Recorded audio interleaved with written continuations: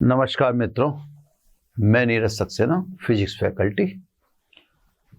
प्रकाश का परावर्तन हम पढ़ रहे हैं।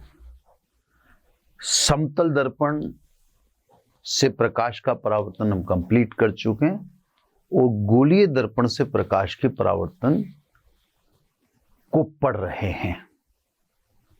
लास्ट लेक्चर में हम साइन कन्वेंशन यानी चिन्ह परिपाटी अंतिम टॉपिक के रूप में पढ़ चुके। मैंने आपसे कहा था कि चिन्ह परिपाटी को बाकायदा मैं चित्र बना के दिखा दूंगा। तो अब प्रतिबिंब के निर्माण के नियम पढ़ेंगे, फिर उसमें मैं आपको चित्र भी बनाऊंगा और चिन्ह परिपाटी भी दिखा दूंगा कि U पॉजिटिव होगा या नेगेटिव होगा, VF वगैरह जितनी भी भौतिक राशियां दर्पण से संबंधित हैं वो सब आपको मैं चिन्ह सहित लगा के दिखा दूंगा ना। अब सब यहां पर जो चित्र बनेंगे, आप भी जब इसको बनाएं तो कॉपी नहीं कर सकते इन चित्रों की। आप ये कॉपी करने वाले चित्र नहीं है, नियम से ही बनेंगे। तो आप नियम पर ही फोकस रहना। नियम से तो आप ये चित्र बना लोगे परफेक्ट, लेकिन ये है कि आप यूं सामने देख के कि ऐसी कैसी कॉपी करें तो नहीं बनते ये चित्र, ठीक है साहब। तो प्रतिबिंब का निर्माण या प्रतिबिंब निर्माण के लिए किरणों के नियम है ना साहब। तो अपन सीधा सा टॉपिक डाल देते हैं, दर्पण द्वारा प्रतिबिंब निर्माण, है ना। प्रतिबिंब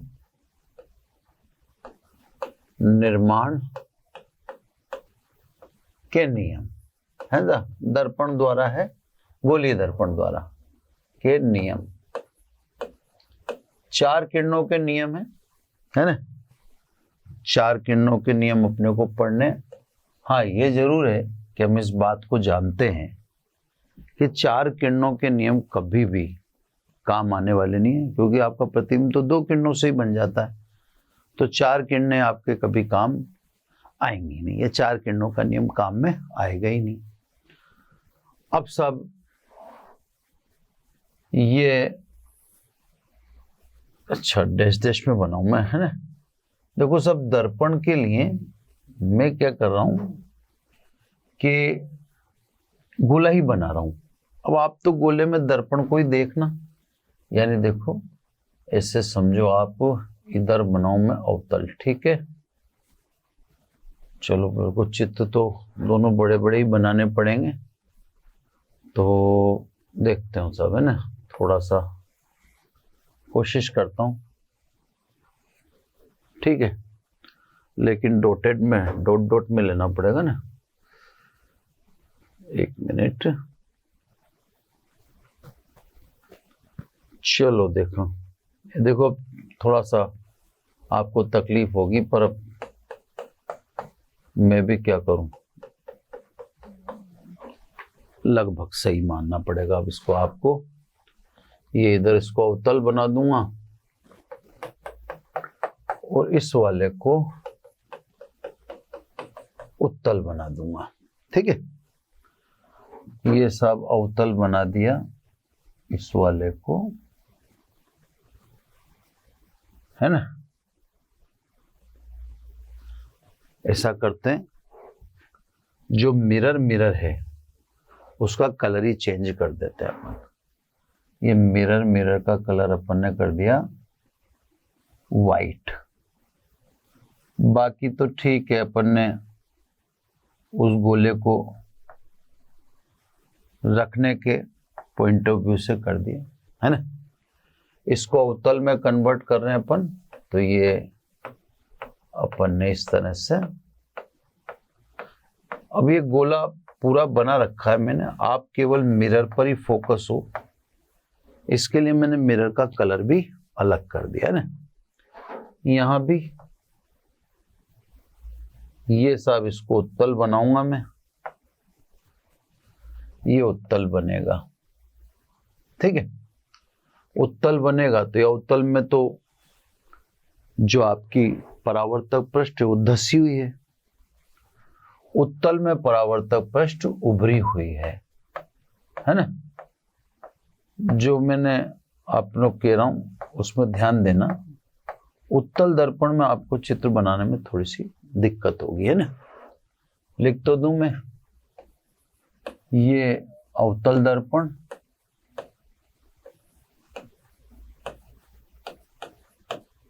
और ये उत्तल दर्पण। सलाह मैं दे चुका हूं आपको कि आप चित्र खुद बनाएं, है ना।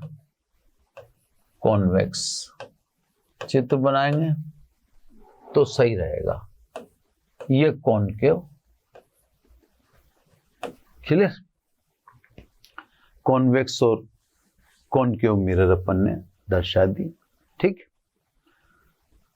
अब मुख्य अक्ष जो वक्रता केंद्र और ध्रुव को मिलाती है, तो ये मुख्य अक्ष, इसका मतलब ये तो ध्रुव बोलना पड़ेगा और गोले के केंद्र को बोलना पड़ेगा वक्रता केंद्र। अपन जानते हैं फोकस दूरी वक्रता त्रिज्या की आधी होती है, तो लगभग आधे पे अपन मुख्य फोकस लिख देते हैं एफ, ठीक है। उधर भी ऐसा ही करना है अपने को। ये पास आगे थोड़ा सा, कोई बात नहीं है ना। ये गोले का केंद्र मतलब वक्रता केंद्र और उसका आधा फिर आप समझ जाते हो, ठीक है।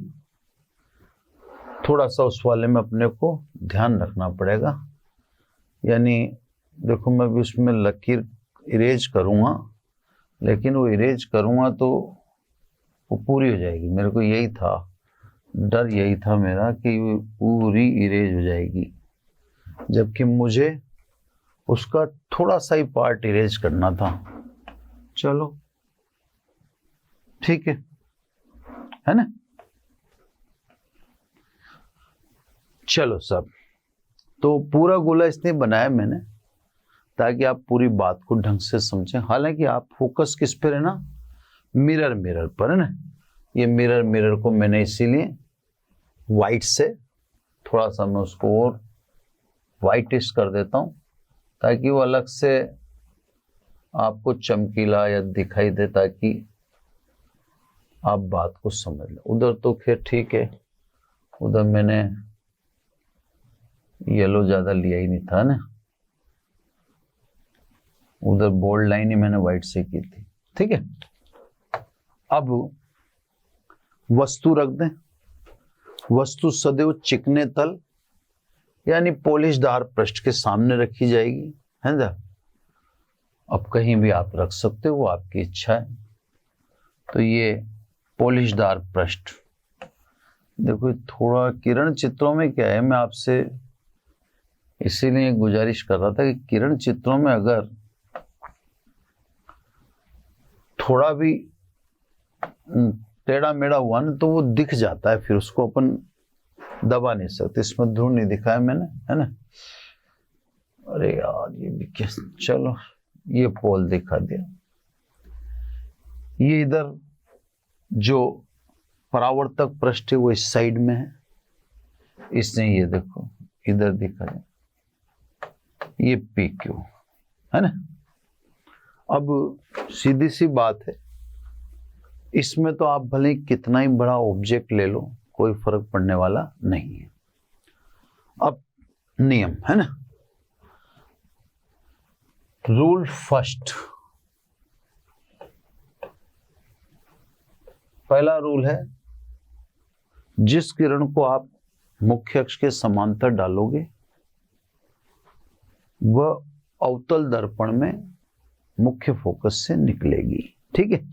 देख लो सब, ये पहली किरण का नियम जो मुख्य अक्ष के समांतर होगी। अब ये सब बड़ा थोड़ा सा काम मुश्किल है। ये परावर्तन के पश्चात मुख्य फोकस पर से गुजरेगी। अब यार ये दिक्कत हो रही है साहब इसमें,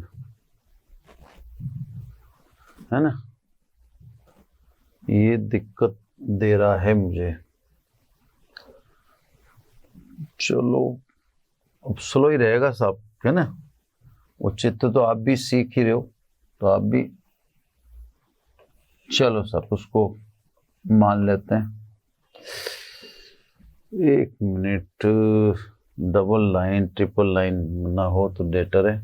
चलो सिंगल लाइन, ठीक है।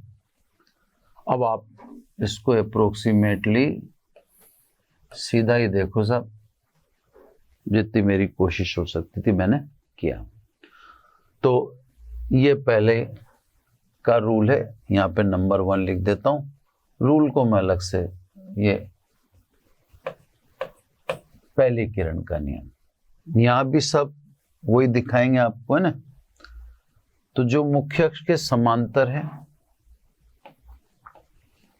ये देखो, अभी उधर तो जा ही नहीं सकती, तो ये परावर्तन के बाद मुख्य फोकस से आती हुई दिखाई देगी।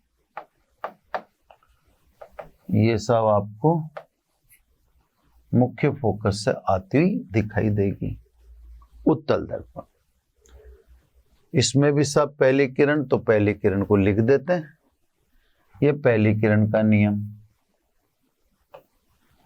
ठीक है।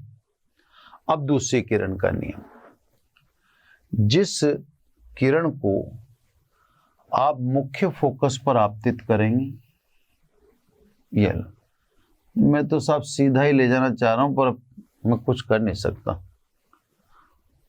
रूल 2 है ना, रूल 1 तो समझ ही गया आप, अब रूल 2 की बात कर रहे हैं। रूल 2 में कहते हैं कि मुख्य फोकस पर आपतित किरण दर्पण से परावर्तन के पश्चात मुख्य अक्ष के समांतर हो जाती है।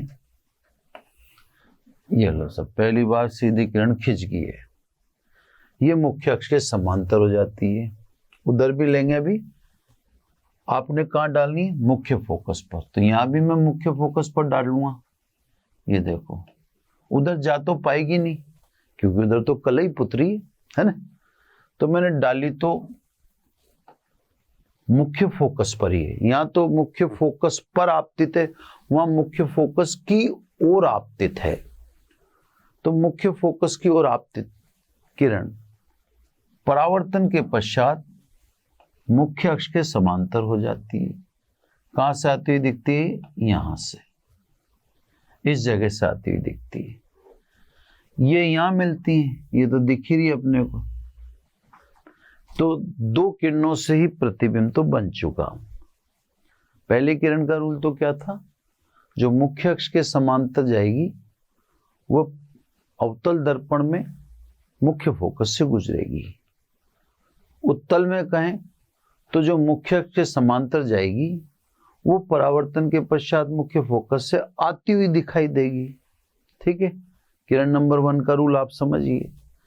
किरण नंबर 2 का रूल है कि जो मुख्य फोकस पर डाली गई, ये लो, यहां सब मैं कई जगह देख के लिख देता हूं, यह किरण नंबर 2 जो मुख्य फोकस पर आपतित है, वो गोलीय दर्पण से परावर्तन के पश्चात मुख्य अक्ष के समांतर हो जाती है।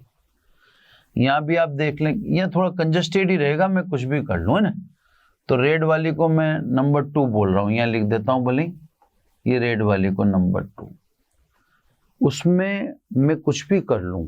आप ये मत समझना कि वो चित्र कंजस्टेड हो रहा है सर, मैं उसमें कुछ भी नहीं कर सकता। उसमें आप कितना ही बड़ा बिंब ले लो, वस्तु ले लो, उसका चित्र कंसंट थोड़ा सा कॉम्प्लिकेटेड ही रहेगा, है ना। तो इसलिए आपको मैं बिल्कुल विवेकपूर्ण तरीके से समझा रहा हूं। अब सब इसमें एक किरण तो ये रही, एक किरण ये रही, ये मिलेंगी तो नहीं, पीछे बढ़ाओ तो मिलती हुई प्रतीत होंगी, वो मैंने बिंदु बना दिया, है ना। यानी पी का प्रतिबिंब बन गया ये पी डैश। यहां भी देखो तो ये पी का प्रतिबिंब बन गया पी डैश, है ना। तो 2 किरणों के नियम आप भी जब घर पे बनाओगे तो आप कॉपी नहीं कर सकते इनकी देख के, आप तब तभी बना पाओगे जब आप रूल को समझोगे, रूल से चलेगा काम, ठीक है ना। अब रूल 3, ठीक है।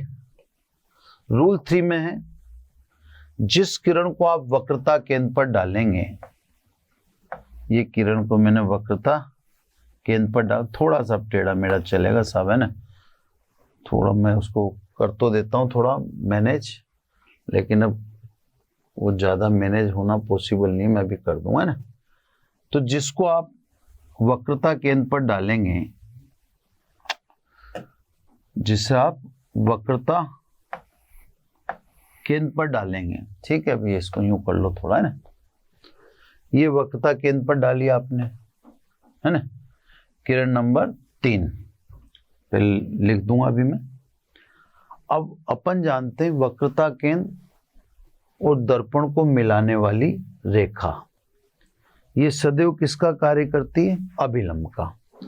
तो इसके बारे में आप कंफर्म रहो, जिसकी वजह से ही मैंने आपको समझाया भी था कि इस सी को लेते इसलिए हैं, ये वक्रता केंद्र वहां से उठाए इसलिए कि वक्रता केंद्र को दर्पण पर स्थित किसी भी बिंदु से मिलाएं, वो सदैव किसका काम करेगा? अभिलंब का।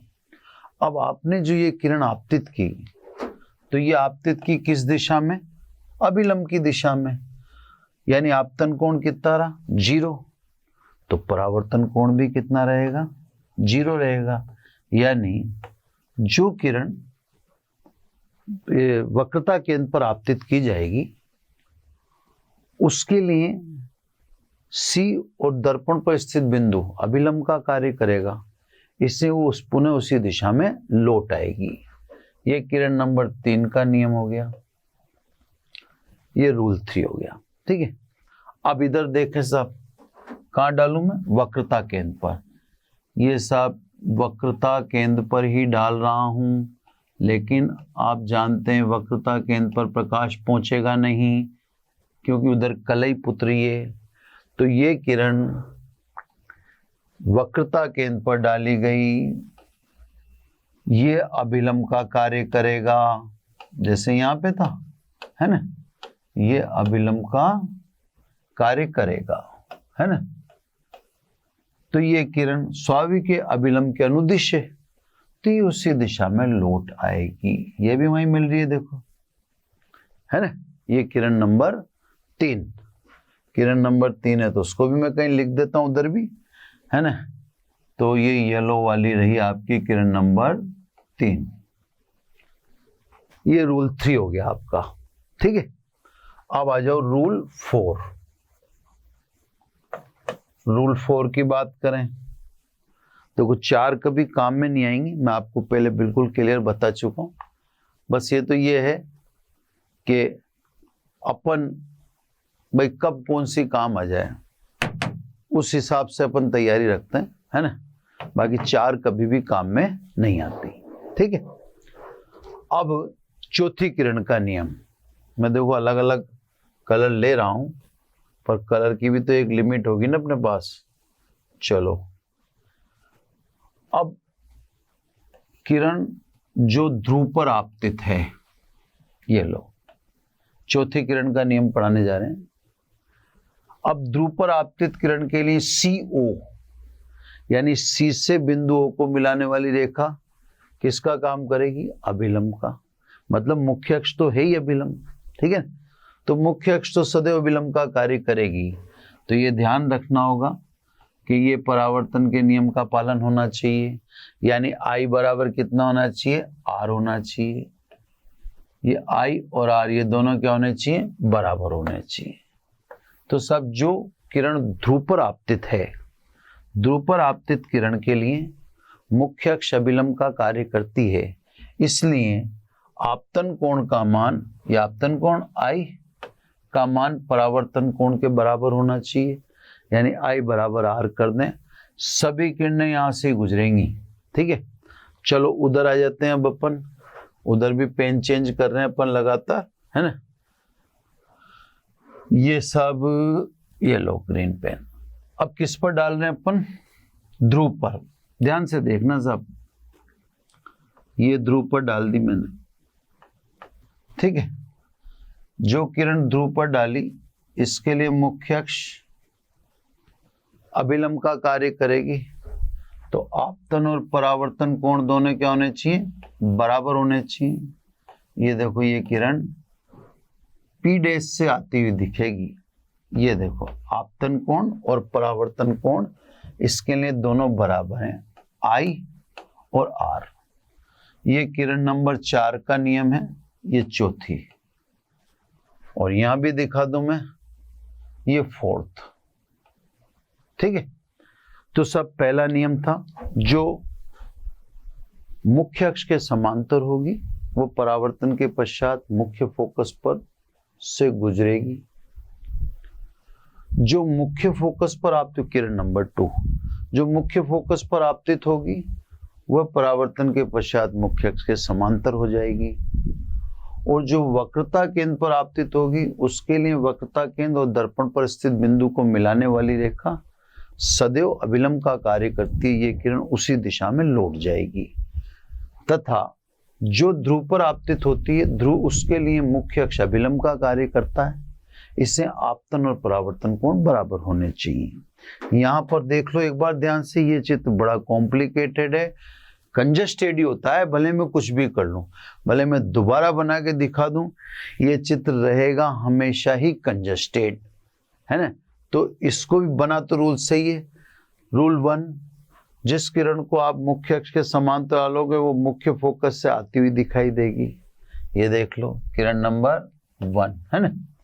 दूसरा, जिससे आप मुख्य फोकस पर डालोगे, ये देखो ये मुख्य फोकस पर, सॉरी, मुख्य फोकस की ओर जा रही है ये वाली, है ना, ये मुख्य फोकस की ओर, ये परावर्तन के पश्चात मुख्य अक्ष के समांतर होगी, यहां से आती हुई दिख रही है दोनों, ठीक है।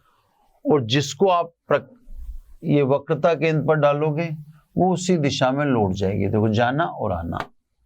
और चौथी, जिसको आपने ध्रुव पर आपतित किया उसके लिए मुख्य अक्ष अभिलंब है, तो जितना परावर्तन कोण होगा उतना आपतन कोण होगा। ये सब किरणें इधर P डैश से आती हुई प्रतीत होती हैं, इधर P डैश पर मिलती हैं, है ना, ये P डैश, ठीक है।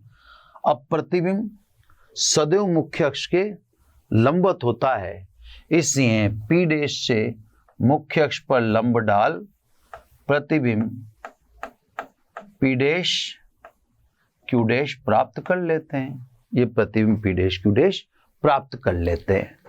यहां भी वही रूल है कि प्रतिबिंब सदैव मुख्य अक्ष के लंबवत होता है, इससे P डैश से मुख्य अक्ष पर लंब डालते हैं, ये लंब डाल दिया, है ना, तो प्रतिबिंब P डैश Q डैश प्राप्त होता है। इधर अगर आप देखें अवतल में देखें तो प्रतिबिंब वास्तविक है ना, जो आपको प्रेजेंट में दिख रहा है वास्तविक प्रतिबिंब, क्लियर। और वास्तविक है तो स्वाभाविक है, कौन सा होगा, उल्टा होगा। एक एक चीज देखते जाओ, सब चीजें मैं आपको सब चीजें समझा दूंगा A to Z। इधर आ जाओ उत्तल दर्पण में, यहां प्रतिबिंब आभासी है, आभासी प्रतिबिंब, है ना, और आभासी है, आभासी प्रतिबिंब सदैव सीधा, क्लियर साहब। तो आपको ये भी दिख रहा है दोनों में, है ना, जो आपका बिल्कुल अपन ने क्लियर कर दिया। अब सब ध्यान से, ओ क्यू, है ना, ओ क्यू का मतलब बिंब की दूरी U, ओ क्यू डैश यानी प्रतिबिंब की दूरी, ठीक है। अभी चिन्ह लगाऊंगा मैं, ओ सी यानी वक्रता त्रिज्या, और पर चिन्ह लगा के लिखना पड़ेगा, एक मिनट ऐसे करते हैं, इसको लिखने के साथ साथ अपन तो हाथ समझाते ही जाते हैं ना, क्लियर। अब देखो एक चीज बताऊं, अपन ने गोला तो बना ही लिया, अब देखो गोला हटा देता हूं मैं, क्योंकि गोले से तो आप सीख ही चुके हैं ना। तो अब देखो एक चीज देखो आप, शानदार, कुछ पूरी तो चिन्ह परिपाटी तो हो चुकी है ना। चलो, तो कुछ अच्छा दिखाने के चक्कर में मेरे को लगता है कुछ डिलीट नहीं हो जाए, ये देखो ये देखो, अब मैं इसको हटा देता हूँ क्योंकि अपन ने फिगर तो बना ही ली ना। ये लो, इससे इधर भी ये हटा देता हूँ। अब देखो साफ दर्पण का दिखा क्या, ये अच्छा काम हुआ है ना। हाँ साहब, अब मैं आपको जो बताना चाहता हूँ वो देखें। चिन्ह परिपाटी में समझाना चाहता हूँ। प्रतिबिंब वगैरह की सिचुएशन देख ली। अब मुझे स्पेस थोड़ा सा नीचे ही मिल रहा है, इधर इधर मिल जाएगा, उधर। सबसे पहले आ जाओ क्षैतिज दूरियों के बारे में बात करें, है ना। क्षैतिज दूरी में अपन देखें ध्रुव से बिंब की दूरी, है ना। अब ध्रुव से बिंब की दूरी, तो क्षैतिज में जो आपको समझाया गया था कि क्षैतिज में सभी दूरियां कहां से प्रारंभ करनी है, ध्रुव से, है ना। तो ध्रुव से बिंब की दूरी OQ। अब देखो आपतित किरण की जो दिशा में है वो धनात्मक होंगी, और जो आपतित किरण के विपरीत दिशा में है वो ऋणात्मक होगी। ठीक है, चिन्ह परिपाटी के अनुसार मिटा दूंगा मुझसे। अब देखो आप OQ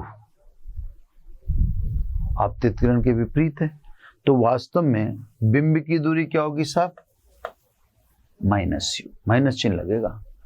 जो आपतित किरण के विपरीत है वो माइनस में, और जो आपतित किरण की दिशा में वो पॉजिटिव, क्षैतिज दूरियों में ना। अब आ जाओ ध्रुव से प्रतिबिंब की दूरी। सारी दूरियां स्टार्ट O से ही करनी है ना, यानी O प्रतिबिंब की दूरी Q डैश। अब देखो आप OQ डैश, इधर जा रहे हो, आपतित किरण के विपरीत है, तो प्रतिबिंब की दूरी क्या होगी, यहाँ -V होगी। ठीक है, अब फोकस दूरी, हर चीज बता दूं, मैंने आपसे कहा था ना क्षैतिज में सभी दूरियां कहां से प्रारंभ करनी है, O से। फोकस दूरी में क्या बोलोगे आप, O पहले लिखना पड़ेगा, OF। इधर जा रहे हो, स्वाभाविक आपतित किरण के विपरीत हो, तो यहाँ फोकस दूरी भी क्या होगी, नेगेटिव होगी। क्लियर। वक्रता तेजा, वक्रता तेजा OC। अब आप देख लो OC, चित्र में देखो, आप मेरी तरफ मत देखो, OC आपतित किरण के विपरीत है, यानी OC बराबर -R। अब सब बात करें, ये तो होगी क्षैतिज वाली बात कंप्लीट, समझ गए होंगे। अब ऊर्ध्व वाली, ऊर्ध्व वाली में देखो PQ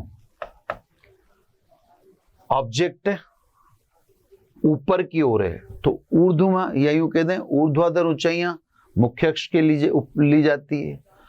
अगर मुख्य अक्ष से ऊपर है तो उसको धनात्मक दर्शाएंगे, और मुख्य अक्ष से नीचे है तो ऋण चिन्ह से दे। तो PQ मुख्य अक्ष के ऊपर है तो ऑब्जेक्ट क्या हुआ, धनात्मक। P dash Q dash, P dash Q dash, ये इमेज है यानी प्रतिबिंब है, ये मुख्य अक्ष के नीचे, मुख्य अक्ष के नीचे ऊर्ध्वाधर ऊंचाइयां ऋणा, तो इमेज क्या हुई, नेगेटिव। तो ये सब आपके ऊर्ध्वाधर ऊंचाइयां होगी। अब उधर आ जाओ, चलो सब OQ मतलब बिंब की दूरी। अब देखो O ये रहा, वो दिख रहा आपको, दब गया थोड़ा, यहाँ लिख देता हूं, है ना, OQ।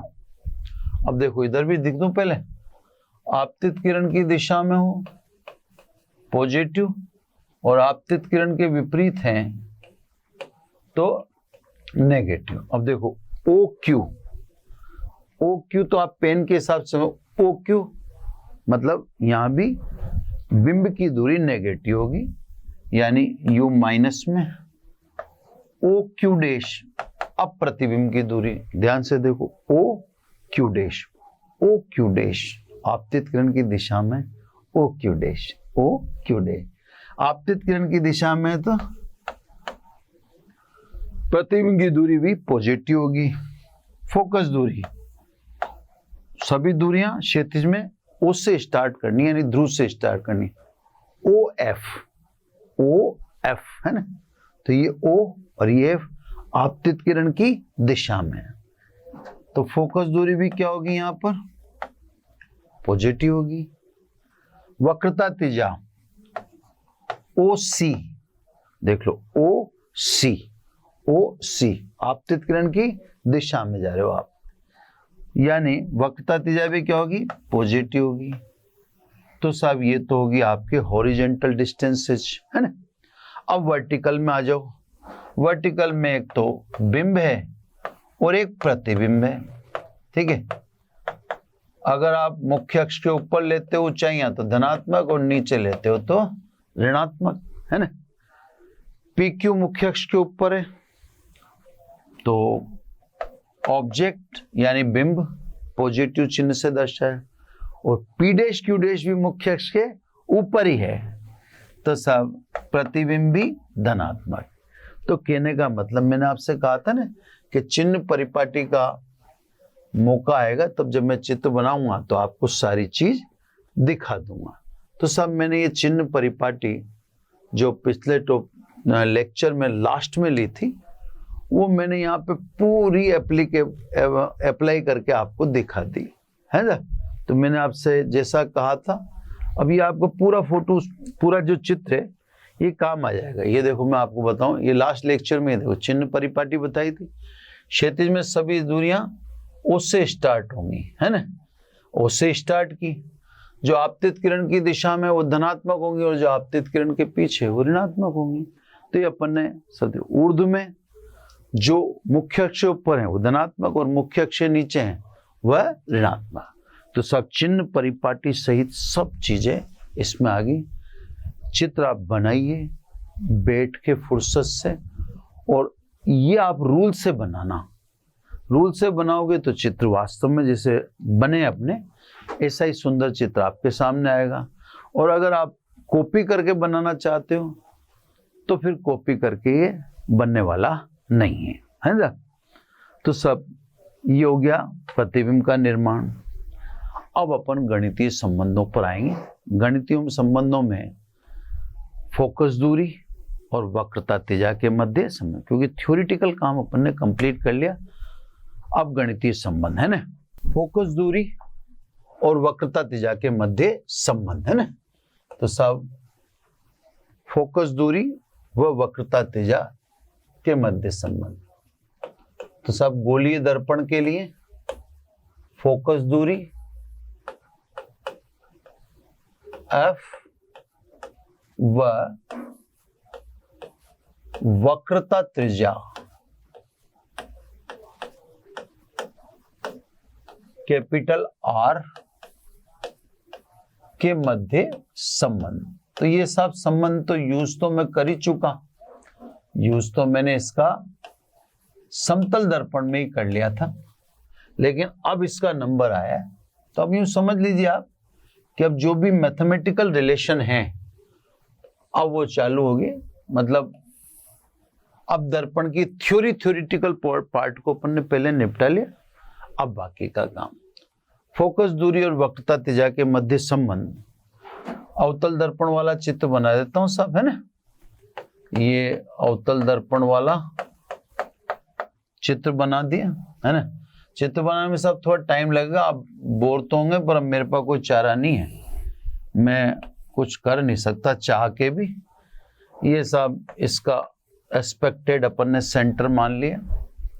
अब सामान्य सा अपने को चित्र बनाना है। ये सब मुख्य अक्ष के समांतर आपतित किरण PM बोल देते हैं इसको। अपन जानते हैं मुख्य अक्ष के समांतर आपतित किरण है तो परावर्तन के पश्चात ये मुख्य फोकस पर से गुजरेगी, है ना। तो सब पहले किरण को गुजार दें फिर मुख्य फोकस लिख देंगे। ये सब मुख्य फोकस पर से गुजरेगी तो स्वाभाविक है जहां से गुजरी वो मुख्य फोकस है। तो साहब ये तो रूल में अपन पढ़ चुके हैं, ठीक है। तो PM मुख्य अक्ष के समांतर आपतित किरण है जो अवतल दर्पण पर आपतित है, परावर्तन के पश्चात वो मुख्य फोकस से गुजरती है। अब किरण कैसे गुजरी तो परावर्तन का नियम डिसाइड करता है। परावर्तन का नियम कहता है कि आपतन कोण और परावर्तन कोण बराबर होने चाहिए अभिलंब के सापेक्ष। तो अपन देखते हैं अभिलंब लेके। अभिलंब किसे कहते हैं? वक्रता केंद्र से दर्पण पर स्थित किसी भी बिंदु को मिलाने वाली रेखा सदैव अभिलंब का कार्य करती है। तो साहब ये अभिलंब, ये C से M को मिला दिया मैंने, तो ये किसका काम करेगी? अभिलंब का। ये अभिलंब का काम करेगी, है ना। इसको अपन लिख देते हैं अभिलंब N। ठीक है, M दब गया अपना, तो M को वापस गहरा कर देते हैं ताकि, ठीक है। अब देखो सब, इसके संगत अभिलंब के सापेक्ष आपतित किरण का कोण, यार क्या चक्कर पड़ता है यार। अभिलंब के सापेक्ष, एक मिनट, अभिलंब के सापेक्ष आपतित किरण का कोण, इसको कहते हैं आपतन कोण, है ना। और परावर्तित किरण का कोण, इसे अपन कहते हैं परावर्तन कोण। सिंपल है ना। I बराबर R, ये परावर्तन के नियम से। अब देखो आप, PMC बराबर होना चाहिए MCF, है ना। देखो कोण PMC बराबर होना चाहिए कोण MCF, और कितना होना चाहिए? I। ये कोण I होना चाहिए। क्यों? क्योंकि एकांतर है। कौन सा कोण है? एकांतर कोण है। ठीक है सब क्लियर। तथा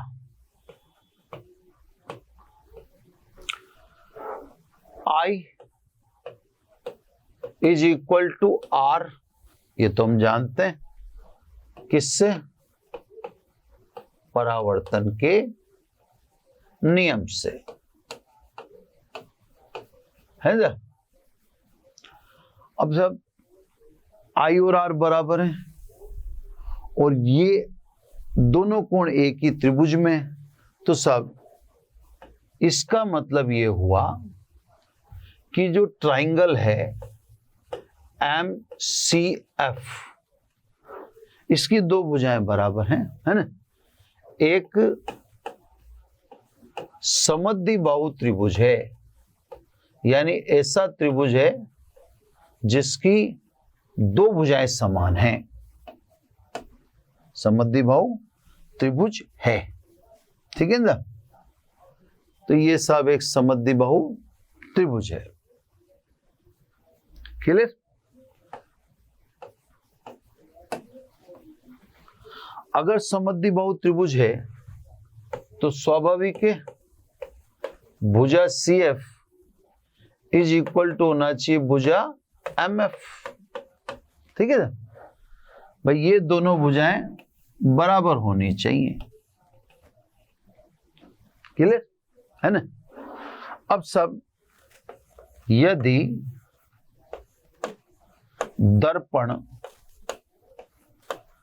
का द्वारक छोटा हो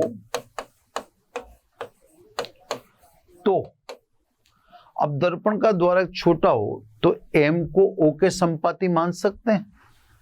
M बिंदु O के संपाती मान सकते हैं, है ना।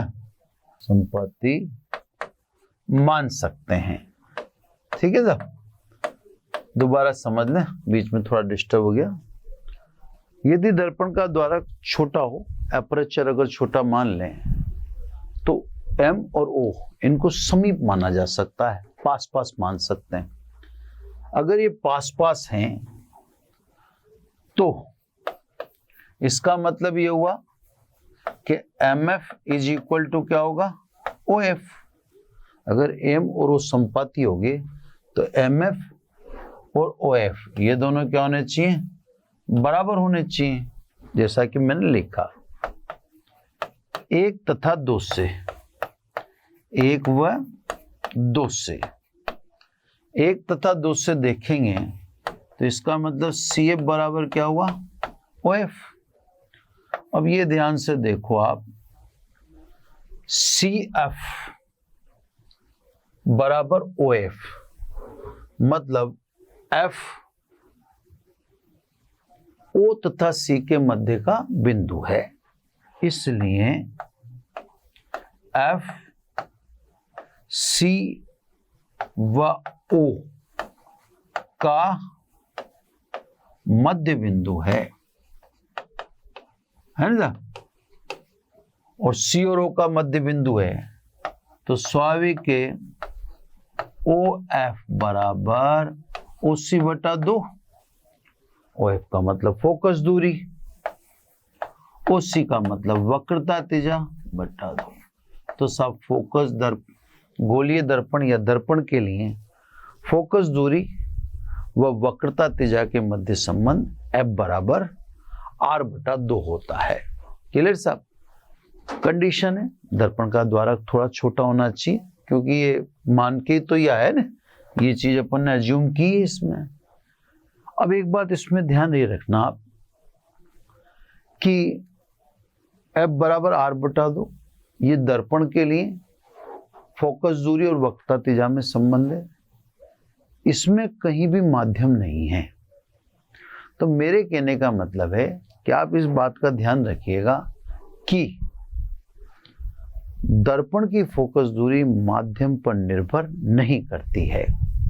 ये बात मैं पहले भी कह चुका हूं। इस बात को जोर देने के पीछे एक रीजन है, पीछे एक बड़ा रीजन ये है कि जब अपन परावर्तन पढ़ेंगे तो परावर्तन में आपको दिक्कत आएगी, क्योंकि परावर्तन में जो फोकस दूरी का एक रिलेशन आएगा वक्रता त्रिज्या से, वहां पे आपको साफ दिख जाएगा कि साहब लेंस की जो फोकस दूरी होती है वो माध्यम पर निर्भर करती है, लेकिन दर्पण की जो फोकस दूरी होती है वो माध्यम पर निर्भर नहीं करती है। यानी कहने का मतलब दर्पण को आप पानी में डुबो दें, क्या फोकस दूरी चेंज होगी? नहीं। किसी अन्य आप पारदर्शी माध्यम में डुबो दें, दर्पण की फोकस दूरी चेंज होगी, क्योंकि ये माध्यम पर निर्भर नहीं करती है। अब साहब इसके जरिए मैं आपको समझाता हूं कि समतल दर्पण की वक्रता त्रिज्या अनंत क्यों लिखी अपन ने। तो साहब ऐसे सोचना आप कि जैसे यहाँ दिखाता हूं मैं, ये कुछ मैं आपके सामने गोलीय पृष्ठें बना रहा हूं, है ना कुछ। अब देखो वक्रता त्रिज्या इन गोलों से या इन पृष्ठों से निर्मित गोले की त्रिज्या को कहते हैं। देखो पहली पृष्ठ से बनाओ गोला, इसकी वक्रता ज्यादा थी मतलब घुमाव ज्यादा था, तो इसकी वक्रता त्रिज्या कम है, तो इससे बनने वाले गोलीय दर्पण की फोकस दूरी भी कम होगी। सेकंड पे आओ आप, गोला कंप्लीट करो। अब जो दूसरे गोलीय दर्पण से आपने गोला बनाया, इसकी वक्रता पहले वाले की तुलना में कम थी, घुमाव कम था, वक्रता त्रिज्या कम की थी, तो इसकी वक्रता कम थी, इसलिए वक्रता त्रिज्या अधिक है ना। कल भी मैंने बोला था, है ना, स्वाभाविक R अब बढ़ा तो फोकस दूरी भी बढ़ेगी। अब तीसरे नंबर पे आओ, इससे अपन अज्यूम करें गोले को, ये सब बड़ा गोला बन गया।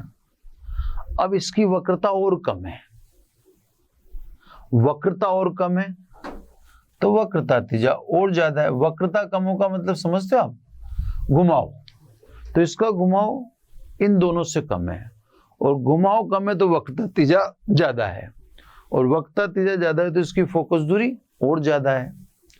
तो कहने का मेरा मतलब है कि जैसे जैसे वक्रता घटती है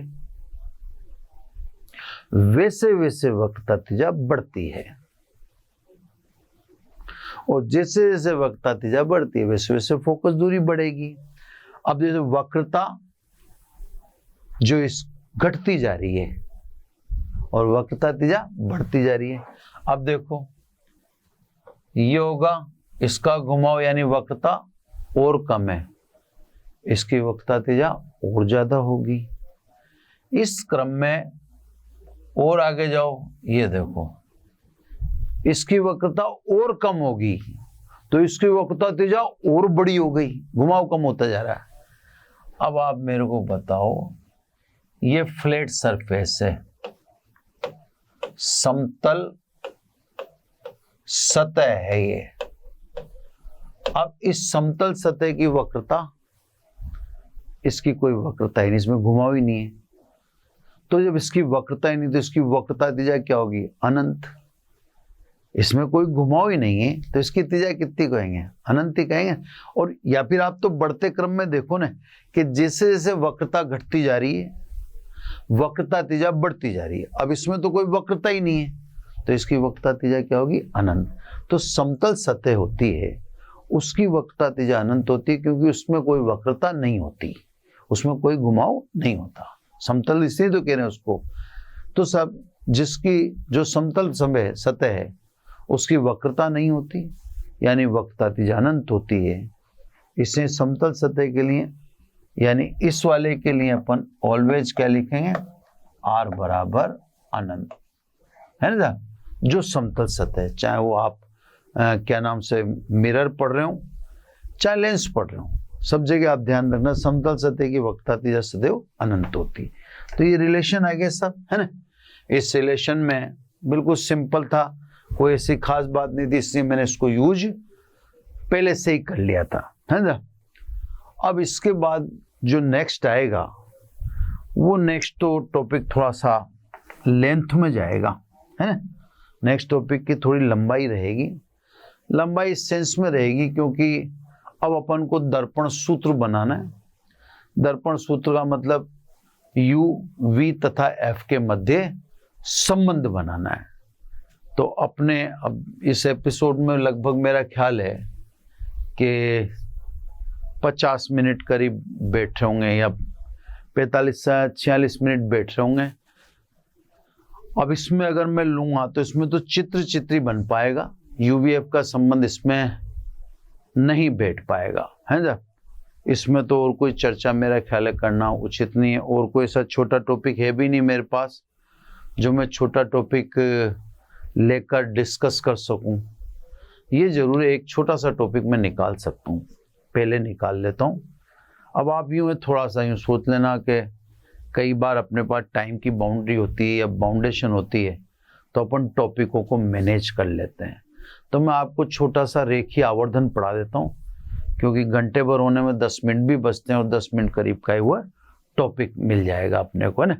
तो ऐसा कर लेते हैं अपन कि मैं आपको रेखीय आवर्धन पढ़ा देता हूँ, है ना। रेखीय आवर्धन हो जाएगा clear. Linear magnification small m से इससे बुलाते हैं, है ना। अब सीधी सी बात है, रेखीय आवर्धन हर इंस्ट्रूमेंट में आपको प्रॉफिट देखना होता है। प्रकाशीय उपकरणों में भी आप ये देखेंगे, प्रकाशीय उपकरण लेंस को भी कहते हैं, दर्पण को भी कहते हैं, दूरबीन को भी कहते हैं, सूक्ष्मदर्शी को भी कहते हैं। तो जब भी हम इन चीजों को काम में लेंगे तो हम ये तो देखेंगे इसे कि प्रतिबिंब बड़ा हुआ कि छोटा हुआ कि नहीं हुआ।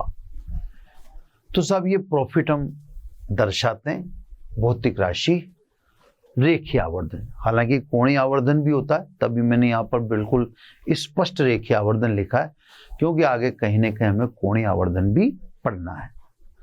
तो सब बिंब के सापेक्ष यानी वस्तु के सापेक्ष प्रतिबिंब का आकार, अब प्रतिबिंब बड़ा बना या छोटा बना किसके सापेक्ष?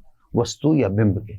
तो बिंब के सापेक्ष प्रतिबिंब का आकार या आकृति का मापन या अनुपात जिस भौतिक राशि से दर्शाते हैं उससे रेखीय आवर्धन कहते हैं।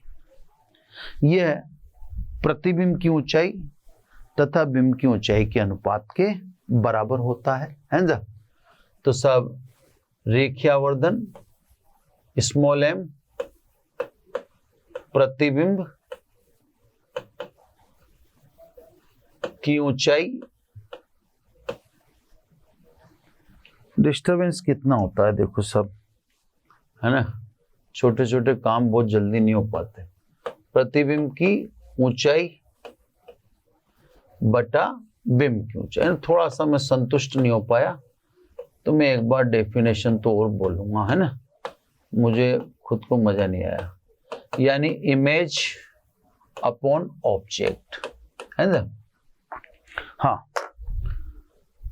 दर्पण से निर्मित प्रतिबिंब, है ना, का आकार, दर्पण से निर्मित प्रतिबिंब का आकार बिंब के आकार की तुलना में जिस भौतिक राशि से मापा जाता है उससे रेखीय आवर्धन कहते हैं। रेखीय आवर्धन प्रतिबिंब की ऊंचाई तथा बिंब की ऊंचाई के अनुपात के बराबर होता है ना।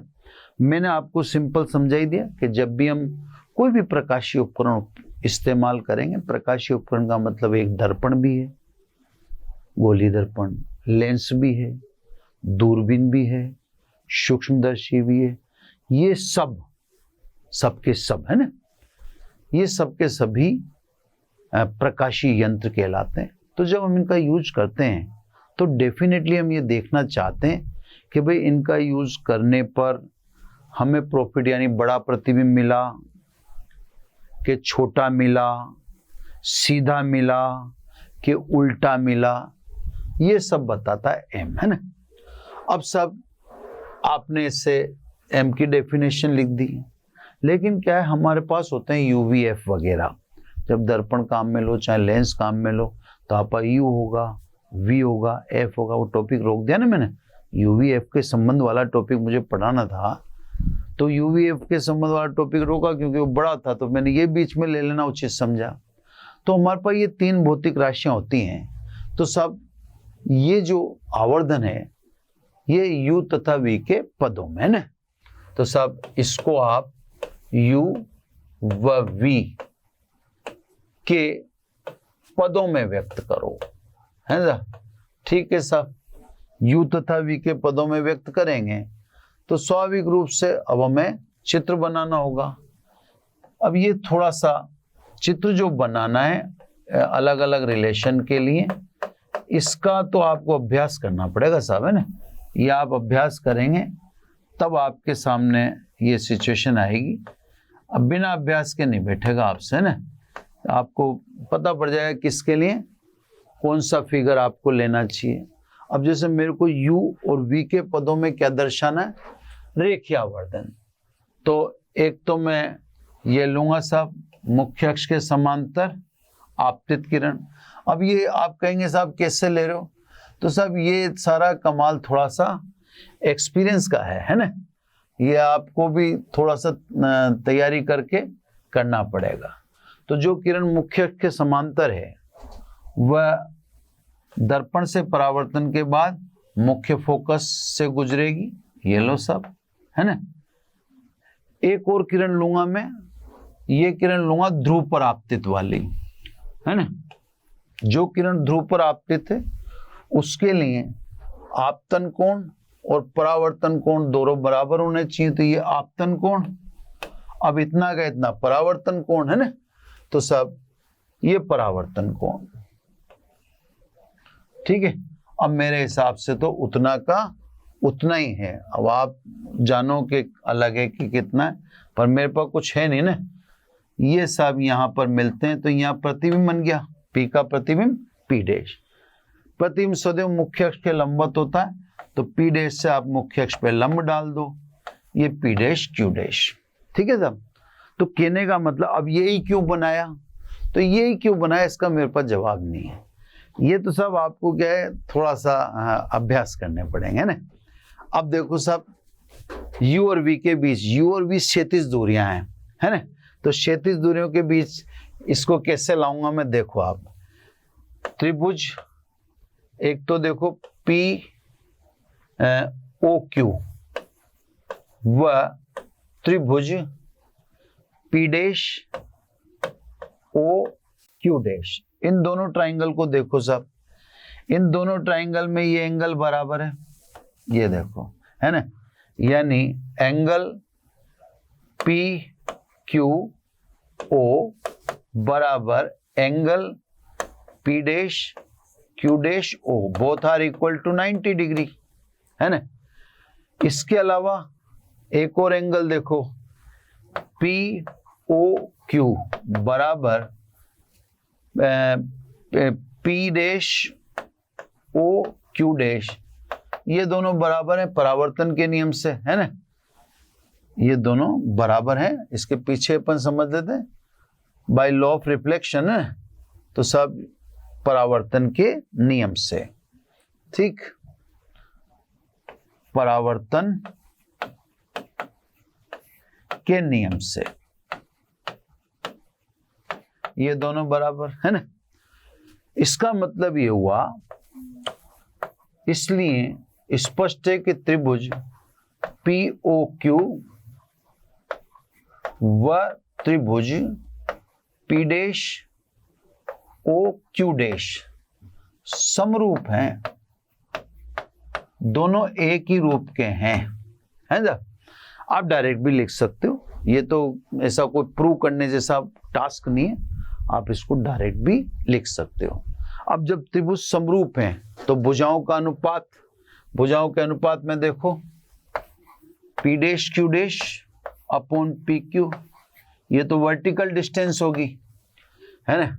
अब इसके संगत आप क्षैतिज दूरी लो, पी डैश क्यू डैश के संगत क्षैतिज दूरी क्या है, ओ क्यू डैश, और पी क्यू के संगत क्षैतिज दूरी कौन है, ओ क्यू। चिन्ह परिपाटी का इस्तेमाल करो खटाखट, P dash Q dash, P dash Q dash मुख्य अक्ष के नीचे है और ये प्रतिबिंब है, तो क्या लिखूं, मुख्य अक्ष के नीचे है तो माइनस, ऊर्ध्वाधर ऊंचाई, अगर ऊर्ध्वाधर ऊंचाई आपको मुख्य अक्ष से लेनी है, मुख्य अक्ष के नीचे अगर ऊर्ध्वाधर ऊंचाई है तो ऋण चिन्ह लगेगा, upon P Q, P Q मुख्य अक्ष के ऊपर है, जो मुख्य अक्ष के ऊपर है वो पॉजिटिव, जो मुख्य अक्ष के नीचे है वो नेगेटिव, क्लियर। तो सब बिंब ऊपर है, इमेज अपॉन ऑब्जेक्ट, तो ये ऊपर है ऑब्जेक्ट तो प्लस में आ गया, और इमेज मुख्य अक्ष के नीचे माइनस में आ गई। अब आ जाओ सब, ये तो आपतित किरण है, इस दिशा में ली गई दूरियां तो धनात्मक होती, लेकिन इस दिशा में ली गई दूरियां क्या होंगी, ऋणात्मक। देखो सब, दोनों इसी दिशा में, दोनों इसी दिशा में, ओ क्यू भी इसी दिशा में, ओ क्यू डैश भी इसी दिशा में। ओ क्यू डैश प्रतिबिंब की दूरी, प्रतिबिंब की दूरी को क्या कहेंगे, v, ओ क्यू डैश है माइनस है।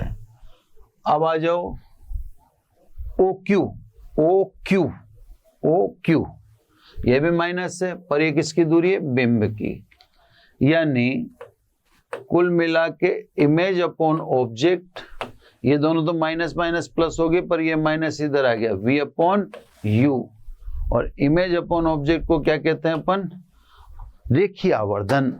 तो सब समीकरण 1 से स्मॉल m बराबर माइनस v अपॉन यू, ये लो सब, है ना। दोबारा ध्यान से समझ लो, दर्पण द्वारा निर्मित प्रतिबिंब का आकार बिंब के सापेक्ष जिस भौतिक राशि से जानते हैं उसे रेखीय आवर्धन कहते हैं। ये प्रतिबिंब की ऊंचाई तथा बिंब की ऊंचाई के अनुपात के बराबर होता है। अब सब अपने पास आई और ओ नहीं होगा, अपने पास तो दर्पण से संबंधित भौतिक राशियां होगी, अपने पास तो होगा u, अपने पास होगा v, अपने पास होगा f, अपने पास ये राशियां होंगी। तो सब आपको तो आवर्धन इनके पदों में चाहिए, तो साहब u तथा v के पदों में, ये कोई जरूरी नहीं है साहब, ये 4 लाइनें आपके लिए कोई जरूरी नहीं, आप डायरेक्ट देख लो, डायरेक्ट देखो, डायरेक्ट लिख दो, त्रिभुज पी ओ क्यू व त्रिभुज P dash O Q dash समरूप है, डायरेक्ट लिखो आप, बिना इतने, अपन 12वीं में आ चुके हैं तो इतने सब पढ़े लिखे हैं कि वो तुरंत समझ जाते हैं, तो आप इससे लिखो डायरेक्ट। अब इसमें देखो क्षैतिज दूरियां ऊर्ध्वाधर दूरियां, वर्टिकल में P dash Q dash upon PQ, तो वो समरूप है तो भुजाओं का अनुपात समान होना चाहिए।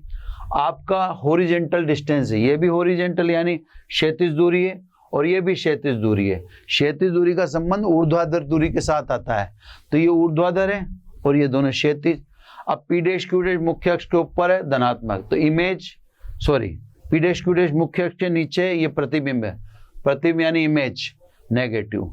P डैश Q डैश मुख्य अक्ष के ऊपर है, मुख्य अक्ष के ऊपर है धनात्मक, तो बिंब यानी ऑब्जेक्ट पॉजिटिव।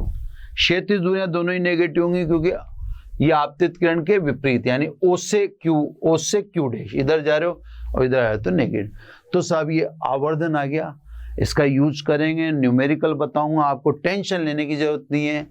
आवर्धन आपको सबसे ज्यादा चीजें बताता है, ये बताता है प्रतिबिंब सीधा बनेगा या प्रतिबिंब उल्टा बनेगा या प्रतिबिंब बड़ा बनेगा या प्रतिबिंब छोटा बनेगा, वो सब ये बताता है। ये बहुत, अब आप कहेंगे कि साहब V और F के रूप में भी तो लिख सकते थे, लिख सकते हैं।